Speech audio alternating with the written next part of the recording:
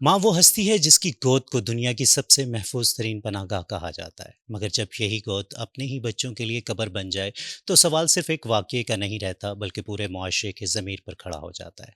आखिर ऐसी कौन सी मजबूरियाँ, ऐसे कौन से समाजी दबाव, घरेलू तनाज़ात, ज़हनी अज़ियतें या मुआशी मसाइल हैं जो एक माँ को इस नहज पर ले आती हैं कि वो अपनी औलाद की जान लेने के बाद खुद भी ज़िंदगी का खात्मा कर देती है। क्या ये सिर्फ इनफरादी अलमिया है या हमारे मुआशरे में बढ़ते हुए अदम बर्दाश्त, ज़हनी दबाव, घरेलू तशद्दुद, तन्हाई और खामोशी से जन्म लेने वाला एक बड़ा समाजी बहरान है? आज के प्रोग्राम में हम इन्हीं तल्ख सवालात का जवाब तलाश करेंगे और मुआशरा, ख़ानदान और रियासत ऐसे सानहात की रोकथाम के लिए क्या किरदार अदा कर सकते हैं। ये सिर्फ दो ख़ानदानों की कहानी नहीं बल्कि हम सब के लिए लम्हा फ़िक्रिया है। आप देख रहे हैं रोही न्यूज़, आप सब पर सलामती हो, मैं हूँ सैयद अज़ान शाह। ये वाक़या शुरू होता है, अगर मैं बात करूँ, बल्कि वाक़या कहना इंतहाई ज़्यादती होगी, ये क़यामत शुरू होती है लाहौर से, जब एक माँ अपने 3 बच्चों का कत्ल कर देती है और उसको रंग दिया जाता है कि शायद उसके ससुराल वालों ने उन बच्चों को कत्ल कर दिया। लेकिन जब इन्वेस्टिगेट होता है, पुलिस इंटेरोगेट करती है, वो कहानी सामने आ जाती है। वो कहानी तो एक हवस की थी, एक लालच की थी और हमारी गिरती हुई जो अखलाकियात का जनाज़ा है, वो सब कुछ उसमें सामने आता था। लेकिन अगर बात की जाए उसके बाद, ठीक 7-8 दिन बाद यही इसी तरह का वाक़या दोहराया जाता है मुल्तान में, थाना मुमताज़ाबाद की हदूद में। एक 3 बच्चों का कत्ल, यहाँ 3 बच्चों का कत्ल नहीं था बल्कि 4 बच्चों का कत्ल था। वहाँ 4 बच्चों का कत्ल मैं क्यों कह रहा हूँ कि वो ख़ातून हामला भी थी। वहाँ भी मतलब यही होता है कि 3 बच्चे कत्ल होते हैं और उसके बाद माँ खुदकुशी कर लेती है। आखिर ये खुदकुशी क्यों की गई और अपनी ही औलाद को, जिसे लख्ते जिगर कहा जाता है, उनको दुनिया से रुखसत क्यों कर दिया गया? लेकिन इस सवाल पे हम बाद में आते हैं। कहने का मकसद सिर्फ़ और सिर्फ़ इतना सा है कि आखिर ये पै दर पे वाक़यात हो क्यों रहे हैं? अभी इस वाक़ये को लोग भूले नहीं थे। इस क़यामत को लोग भूले नहीं थे। फिर पंजाब के ये एक शहर मेल्सी में एक ऐसा ही वाक़या दोबारा दोहराया जाता है और फिर वहीं वो 3 मासूम बच्चे एक माँ के हाथों कत्ल कर दिए जाते हैं। मुबैय्यना इत्तलात यही थी कि मतलब माँ ने उन बच्चों को कत्ल करके और वहाँ भी खुदकुशी कर ली।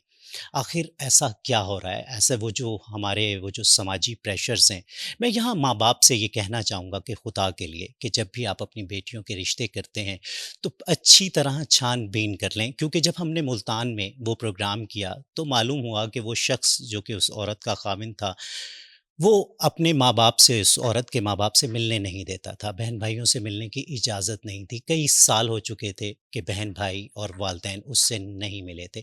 आखिर ऐसी क्या वजूहात थीं? और वो जो मैं सोशल प्रेशर कह रहा हूँ, वो ख़ातून शायद पहले भी मतलब एक जगह से उनको तलाक हुई थी और उसके बाद माँ-बाप ने उनकी दूसरी शादी की थी। वो घर अच्छा बसा क्योंकि वहाँ 3 बच्चे पैदा हुए।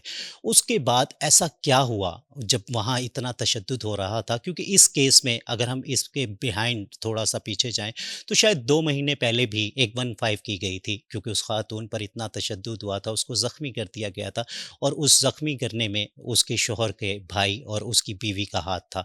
लेकिन वही फैमिली मैटर को कह के और यूँ ही सुलह-सफ़ाई करवा के इस मामले को रफ़ा-दफ़ा कर दिया जाता है और ठीक कुछ ही दिनों के बाद ये सान्या हो जाता है।